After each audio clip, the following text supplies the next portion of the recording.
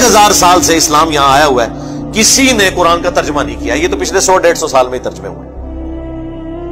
بخاری کا پہلا ترجمہ 1920 میں ہوا ہے، آلموسٹ 100 ایئرس پہلے.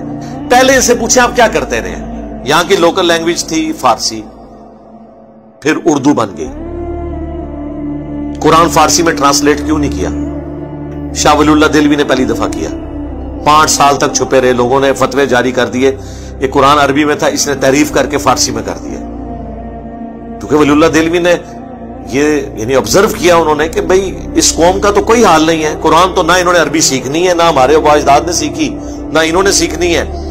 تو نہ انہوں نے عربی سیکھنی ہے، نہ انہوں نے قرآن پہ چلنا ہے. تو بہتر ہے قرآن کو نیٹو لینگویج میں کر دیا جائے. جس طرح ہم نے یوٹیوب کا موڈ اختیار کیا ہے، ہمیں پتہ ہے کہ مدرسوں میں انہوں نے کوئی دین نہیں سکھانا، نہ انہوں نے صحیح بات لوگوں کو بتانی ہے. تو پھر ہم الٹیمیٹلی یہ جو ایک ڈیجیٹل موڈ ہمارے پاس موجود ہے، ہم لوگوں تک بات پہنچائیں. وہ ایک دیوبندی نے کتاب لکھی ہے مناقب ابی حنیفہ، اس کے مقدمے میں لکھا ہے دور حاضر میں حدیث کی کتابوں نے زندیقیت کا دروازہ کھول دیا ہے. پہلے ہم لوگوں کو مسئلہ بتاتے تھے، لوگ سن لیتے تھے. اب جب مسئلہ بتاتے ہیں وہ کہتے ہیں دسو کتنے لکھے ہے. پوچھ رہے ہیں لوگوں نے، شکر کرو کہ آپ پوچھ رہے نے. ایک او وقت آنا ہے پہلے ایک تو انہوں ترن گے، پھر کہیں گے ماما کہ تو بیان کیتے ہی نہیں کیتا دیتے لان کر. یہ دن دور نہیں جے. ابھی تو آپ سے یہ لادہ پوچھتے ہیں نا سر، یہ وہ جس ہمارے ایک بھائی فون کر کے کہتے ہیں مولانا یہ کہاں لکھا ہوا ہے، کوئی آیت ہے، کوئی حدیث ہے؟ یہ اس دن تو ڈر جاؤ تو لوگ کنوں پکڑ کے تو لاون گے کہ یہ کیا کر رہے ہو تسی، کوئی چیز لکھی ہے کدھر؟ تو انہوں نے بڑی ہوشیاری کے ساتھ ترجمہ نہیں کیا، انہیں پتا تھا کام ڈل جانا ہے اور ڈل گیا. یہ اسلام کی خدمات ہے جی. کسی نے بخاری کا ترجمہ نہیں کیا، بتائیں نا جی، کوئی لائے نا جی اے جی سلطان باہو نے قرآن کا ترجمہ کیتا جی. مزہ آ گیا تھوڑی گل تو ٹھیک ہے نا جی. انہوں نے کیوں کرنے تھے میرے بھائی؟ انہوں نے اپنی شاعریاں لکھ کے آپ کو حوالے کی، اپنی کتابیں حوالے کی تاکہ آپ قرآن و حدیث سے دور رہیں. اللہ کا شکر ہے آج مبارک دور ہے، ہمیں ترجمہ کرنے کی ضرورت نہیں. ہم لوگوں کہتے ہیں پڑھو اپنے اپنے ترجمے اور بتاؤ جو پڑھتا ہے.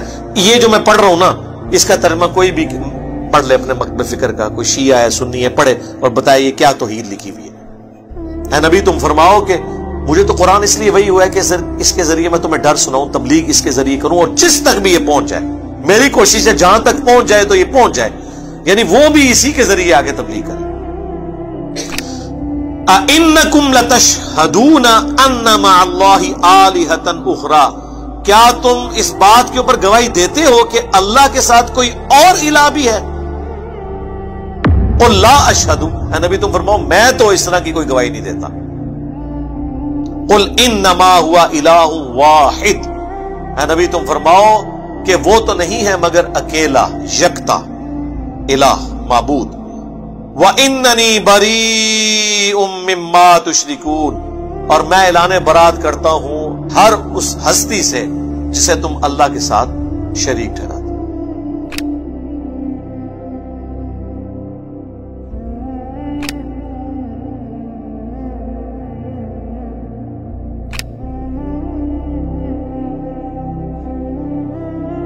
میرے بھائی میٹھی میٹھی باتیں تو ہو ہی نہیں سکتی نا.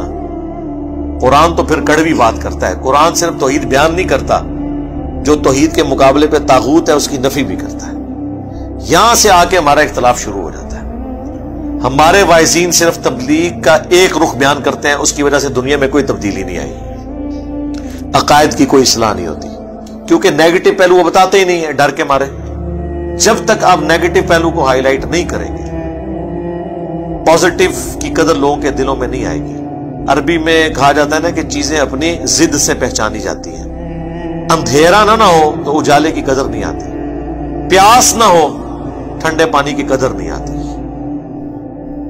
اسی طریقے سے جب تک آپ بابوں کی پھیلائی ہوئی گمراہی کو ہائی لائٹ نہیں کریں گے، تب تک لوگوں کو پتہ ہی نہیں چلے گا کہ توحید میں کس لیول کا رکھنا اس امت میں ڈال دیا.